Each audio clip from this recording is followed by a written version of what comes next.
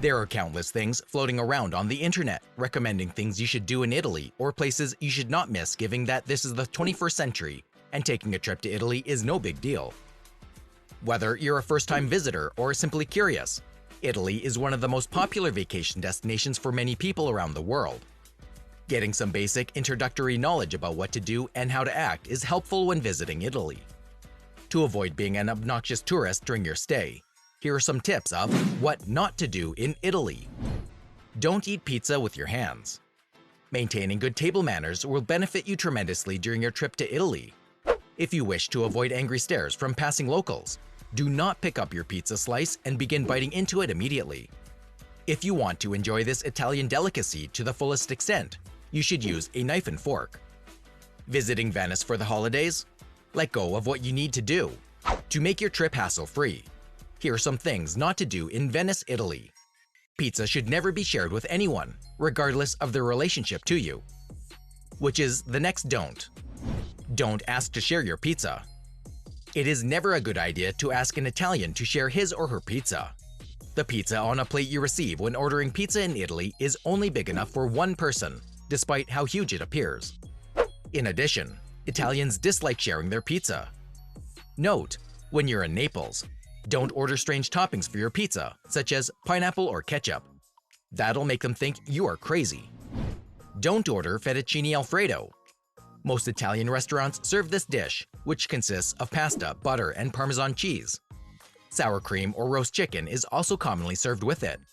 The problem is that no one in Italy knows about it. Authentic Fettuccine Alfredo can only be found in one restaurant in Italy, Il Vero Alfredo, also known as l'Imperatore del Fettuccine, the Emperor of Fettuccine in Rome. A dish that has become famous worldwide but is not famous in Italy can be tasted here with the original recipe handed down from generation to generation. Don't ever cut up spaghetti. Spaghetti should be eaten by wrapping it around the fork and using the plate as a guide. It is important to respect the essence of spaghetti by using this method. Also, don't order spaghetti bolognese. It is not true that they serve spaghetti bolognese in Italy. They're a British invention. However, they do have tagliatelle al ragu alla bolognese, an excellent first course inspired by Emilia-Romagna cuisine. If you want to satisfy your meatball craving, you may want to order spaghetti al pomodoro first, followed by meatballs for your second course. Here's a tip. If you see spaghetti bolognese on the menu of an Italian restaurant, it's probably a tourist trap. Don't expect a hearty breakfast. There's no need to expect a full-bodied, savory Italian breakfast. It's usually quick and sweet, consisting of a croissant or brioche with espresso or cappuccino. You'll probably find a variety of savory breakfast options on a hotel menu with breakfast included if you're staying in a tourist area, but don't rely too heavily on it. Don't order a cappuccino after 11 a.m. A cappuccino is something Italians only drink in the morning. They would never order one after 11 a.m. The most popular type of drink is the cappuccino, which is usually hot, with frothy milk, or macchiato freddo, which comes with cold milk. Remember that it's common practice to receive cold milk when ordering only a latte in Italy. Don't forget to validate your ticket. As a regional train ticket can be purchased in advance and used whenever it's needed, it doesn't have a time or date. If you use it on the train, make sure to validate it to avoid hefty fines.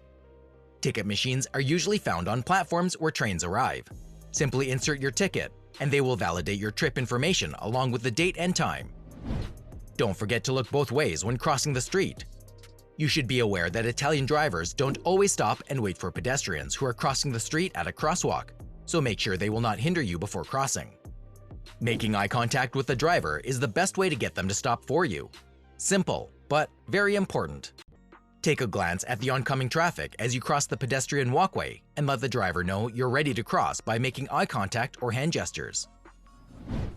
Don't just trust the GPS. There is a good chance you will be driving in Italy. In addition to driving itself being a challenge, you should also know a few things about traffic fines to avoid wasting all your vacation money. Driving in circles, one-way streets, closed roads, rerouting. All of these things are completely normal when navigating through narrow Italian streets. It is especially dangerous if you're driving in a large city. The Italian city centers usually have limited traffic zones where traffic is restricted. It is important to pay attention to signage, as they can be small and difficult to see, and do not rely solely on GPS directions. Italian traffic fines are pretty high. There are also a lot of traffic radars in smaller towns across Italy. To travel between main Italian cities, such as Rome and Venice, you can take fast Freccia trains, such as the high-speed Frecciarossa, if you feel uncertain about driving. When you reach the city, you can use public transportation or walk around. Don't plan museum visits on Sundays. It's a good idea not to include visits to museums or well-known tourist attractions on Sundays when planning your itinerary. It is common in Italy to refrain from working on Sundays. Many businesses are closed, and many people go on weekend getaways rather than work. Due to this, these places may be crowded. You should consider your calendar and make the most of these days by taking a walking tour, exploring the streets at your own pace, or visiting a lesser-known village when preparing your itinerary. Don't expect to find stores always open.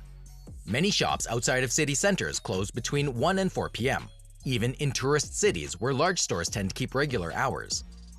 Tourists, particularly Americans, are surprised and confused by this.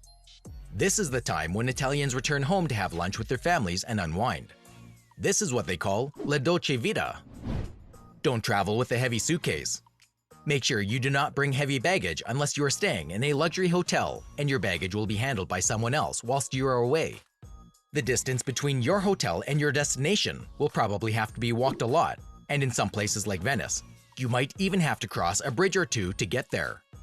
If you are traveling by train, you must carry your bags with you at all times. If you don't want to carry a suitcase, you can also leave your luggage in lockers available at train stations and city centers. You'll probably be walking a lot, so pack light and wear comfortable clothing and shoes. Be careful not to assume that all areas of big cities are covered by the subway. Don't forget to carry some cash. Even though the situation has changed since COVID, Italy still heavily relies on cash payments.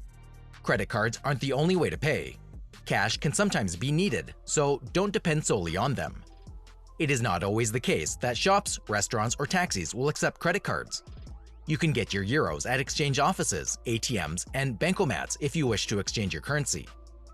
In spite of the fact that most hotels, stores, and restaurants accept major credit cards like Visa or MasterCard, it is a good idea to carry a few euros with you. Don't forget to learn some basic Italian. Getting around town and interacting with the locals is much easier if you learn a few basic Italian phrases. You will be sure to please them if you can speak a few words of Italian with them, even if you only know the basics of the language. Just a little reminder, it is also a good idea to avoid greeting everyone with a ciao. This is an informal greeting, only used for addressing relatives and close friends. To greet someone who is new to you or walks into a store for the first time, you can say salve. It is a formal way of saying ciao. Now you can get ready to visit the beautiful landscapes, amazing food, and rich history and art Italy offers, and don't forget these don'ts. Thank you for watching, and see you in the next video.